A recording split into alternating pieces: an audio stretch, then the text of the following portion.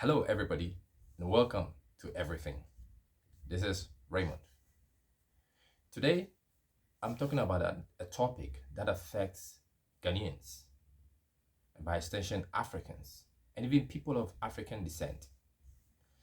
The culture of instant gratification, where people of our nature are more of driven by the instant noodle way of thinking. Our culture is driven towards having things now and forgetting about the future. And somebody will say, well, I don't agree with you.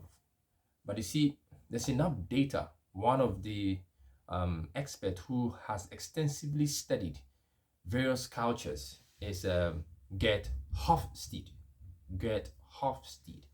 And if you look at his work, you can easily tell from his research and also personal observation that most Ghanaians and a lot of Ghanaians, let me say, a lot of Ghanaians and people of African descent are looking at how they can benefit now.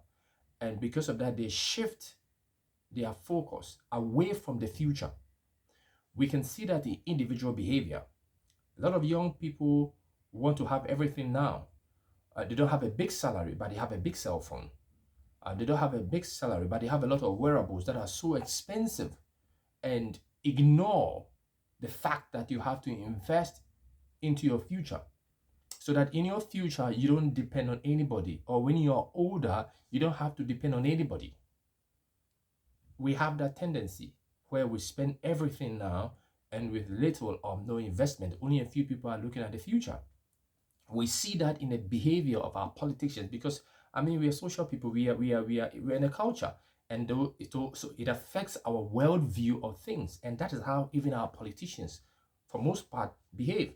They look at what we can do now and forget about how it impacts the future, or how it changes how the future is going to look like for the people of the country. So you have politicians who are only interested in getting things now and forgetting about the future, contracting heavy loans without looking at how it's going to impact the future, uh, uh, giving a contract to a contractor who produces a road that is not good, and after 6 months the road is bad, and just for the purposes of winning elections or something. It's everywhere. You see that behavior, and till that is changed, we don't have a future. To individuals, families, political groups change this instant gratification mindset or culture, then that culture is going to kill us. You see, some years ago, sometimes parents also motivate their children to live that way. I remember some years ago, I used to have a kid I used to teach, and he had everything, which is good.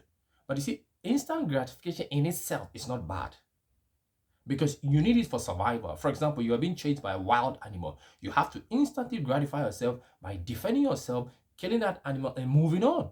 So by itself, it's a survival instinct. It's good, it's not bad. But if you use it as a lifestyle, as a culture of decision making, where you were looking at instant gratification in your decision, you are only looking at what you can get now, then you have a situation where you destroy your future. That's how Africa is, where a whole government sells a mine shaft.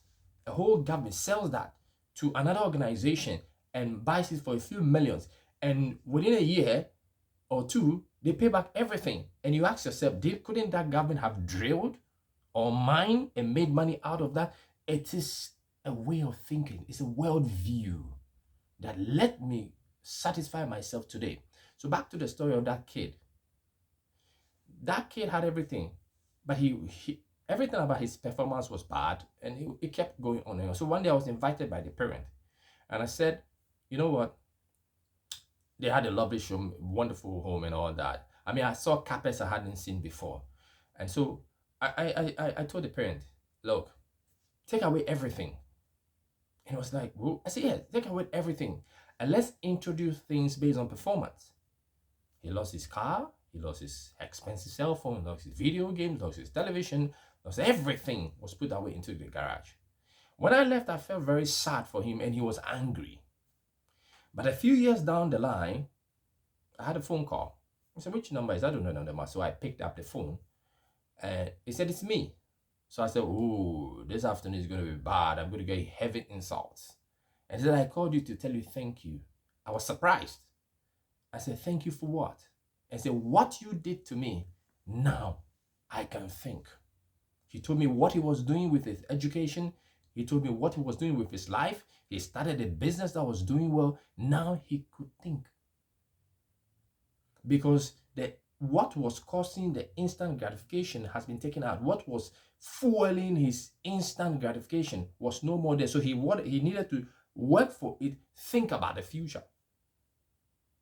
Fellow friends, you have to think about tomorrow. In your business decision, you have to think about tomorrow. You have to invest for tomorrow.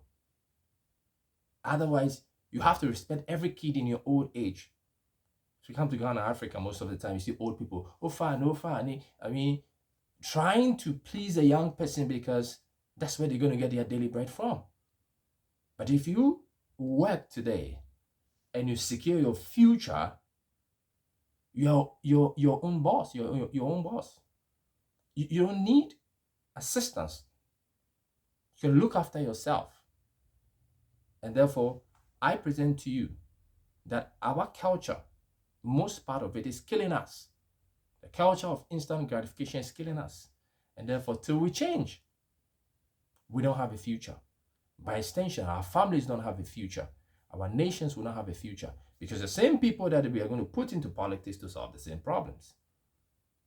So guys, thank you for listening. And I hope this helps you to look at the future in a different way and adopt a different way of thinking so that we can all have a good future. Thank you for listening. And this is everything. Raymond speaking to you, and bye.